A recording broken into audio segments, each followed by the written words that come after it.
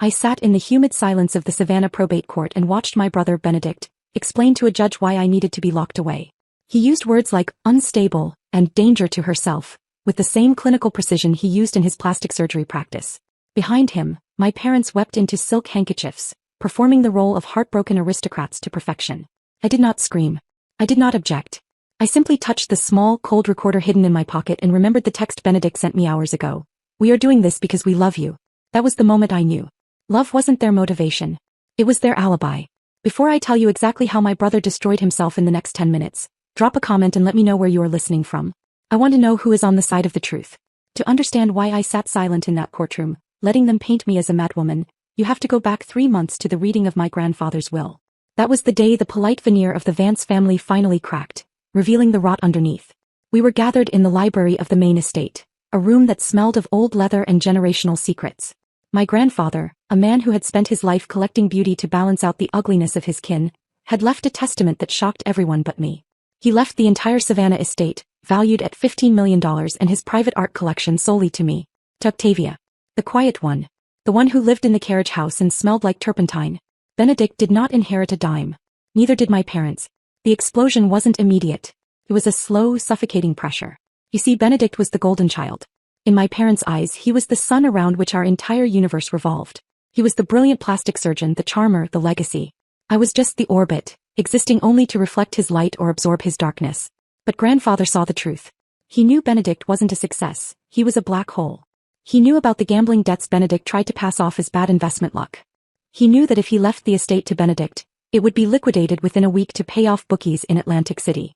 When the lawyer left, the performance began. My mother, Genevieve, dried her eyes instantly.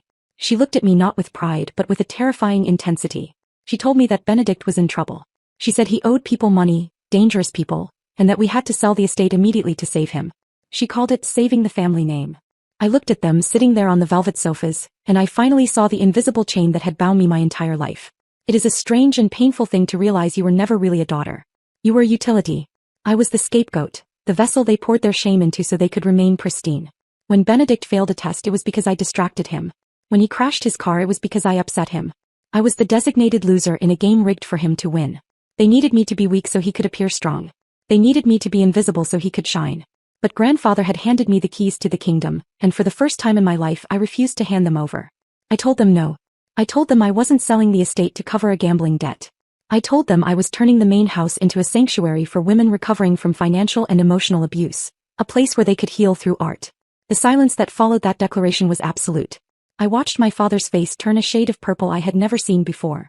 Benedict laughed, a cold, sharp sound. He looked at me with pure hatred and said, "You would put strangers in our ancestral home before you would help your own flesh and blood?" I looked him in the eye and said, "Yes. Because those strangers deserve a safe harbor. You deserve a consequence." That was the moment the war started. I didn't know it then, but by refusing to play my role, by refusing to be the obedient scapegoat who sets herself on fire to keep the golden child warm, I had become something far worse in their eyes. I had become the enemy. And as I walked out of the library that day, leaving them to their panic and their rage, I knew they wouldn't just let me keep the house. They would come for me. I just didn't realize how dirty they were willing to fight until I found the knife in my studio. 3 days later, I walked into my studio, the converted carriage house that had been my sanctuary since I was 18. The air usually smelled of linseed oil and cedar, a scent that grounded me. But that afternoon it smelled of something sharp and metallic, like wet iron. I saw the easel first. It was overturned. And then I saw the canvas. It was the portrait of my grandfather I had been restoring for 6 months. It wasn't just damaged, it was executed. The canvas had been slashed repeatedly from top to bottom, the fabric hanging in ribbons like flayed skin. A jar of cadmium red paint had been thrown against it, splattering the floor and the walls, creating a gruesome, violent tableau that looked terrifyingly like a crime scene. I stood there, my keys digging into my palm, unable to breathe. This wasn't just vandalism. This was a message. This was a promise. "Oh, Octavia," a voice said from the shadows. "Look what you've done." Benedict stepped out from the corner of the room.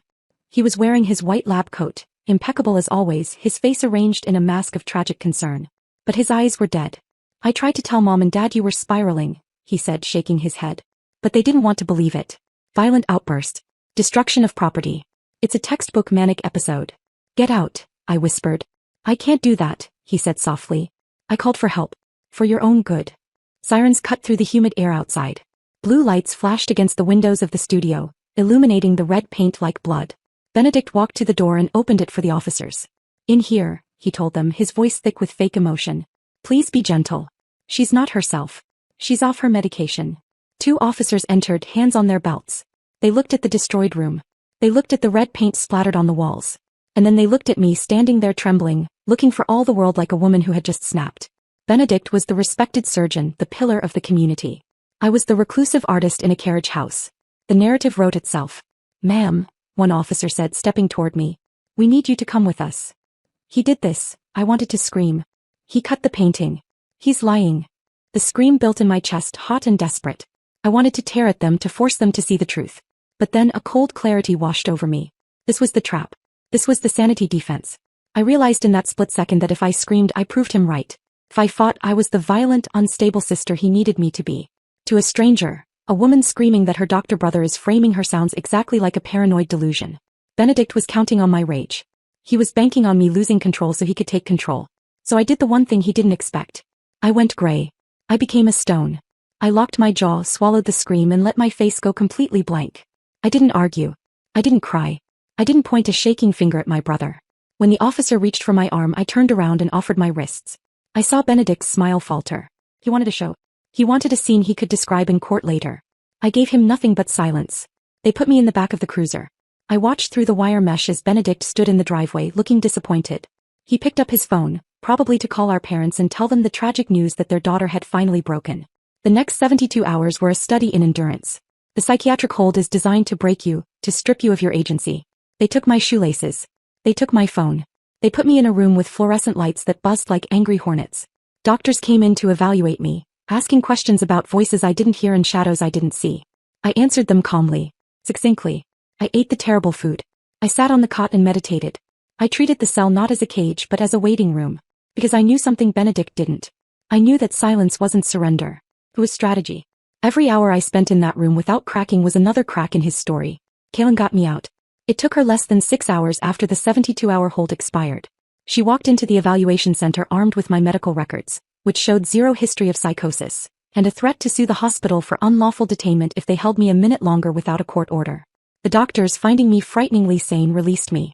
When I walked out into the sunlight, I expected another attack. I expected legal papers, a restraining order, something loud. Instead, I found my parents waiting on my front porch. Genevieve was wearing a simple cotton dress, not her usual silk. Her face was scrubbed clean of makeup, leaving her looking older, softer, more vulnerable. Alistair stood behind her, his head bowed, holding a casserole dish. It was a scene so perfectly curated it felt like a hallucination. Octavia, my mother whispered when she saw me. She rushed forward and fell to her knees right there on the gravel path. I didn't know, she sobbed, clutching my hand. We didn't know he went that far. We thought he was just worried about you. When we found out he called the police, when we saw the studio. She looked up at me, tears streaming down her face. He lied to us, Octavia. Benedict told us you were off your meds. He told us you were threatening suicide. We were terrified.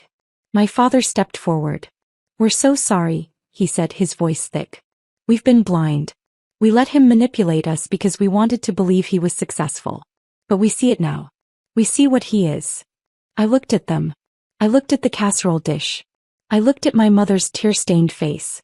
A part of me, the part of me that was 5 years old and just wanted to be held, wanted to believe them. I wanted to believe that the spell had finally broken, that my brother's cruelty had gone too far even for them. We want to make it right, Genevieve pleaded. Please. Come to dinner on Sunday. Just us. We're going to tell Benedict he's out. We're cutting him off. We're removing him from the family trust. We want you there to see it. We want to start over. Sunday, I repeated. Yes.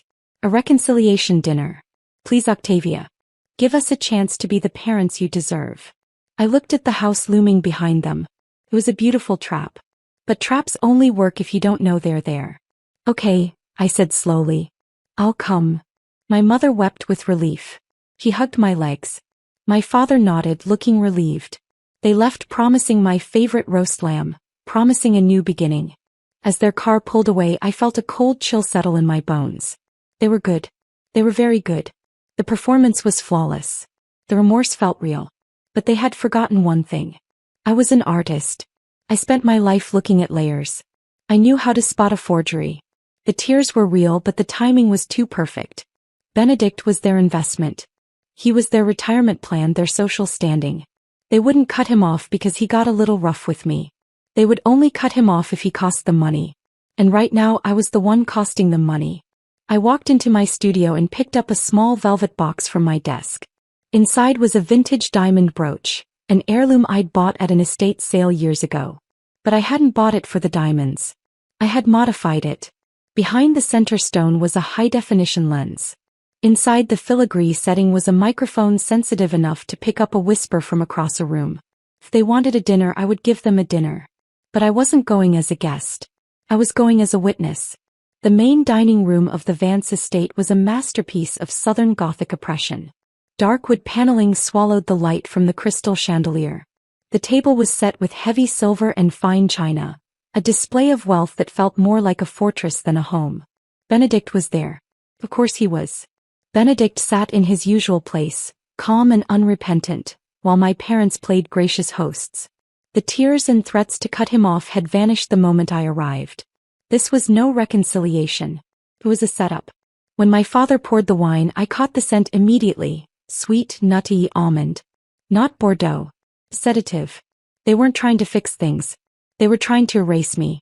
I pretended to drink, coughing and spitting the wine into my napkin, then waited. Minutes later I slurred my words and let my body go slack. They whispered openly, about the dose, the notary waiting, the plan to force me to sign power of attorney and declare me mentally unfit. Inside I was fully conscious. The camera on my chest recorded everything. In court the next day Benedict testified flawlessly, painting me as unstable. My parents supported him with practiced grief. The judge was moments from granting the conservatorship when my lawyer submitted one final exhibit. The video played. Their voices filled the courtroom. The confession, the poisoning, the plan. Benedict panicked, shouting deep fake, until a second video appeared. Him days earlier destroying my grandfather's painting to frame me. That act triggered the clause he forgot about. By damaging the art he forfeited his entire inheritance. The judge ordered all three arrested. 6 months later the estate reopened as an art sanctuary. I kept the ruined portrait exactly as it was, not as damage but as proof of survival. And for the first time I walked forward without carrying anyone else's lies.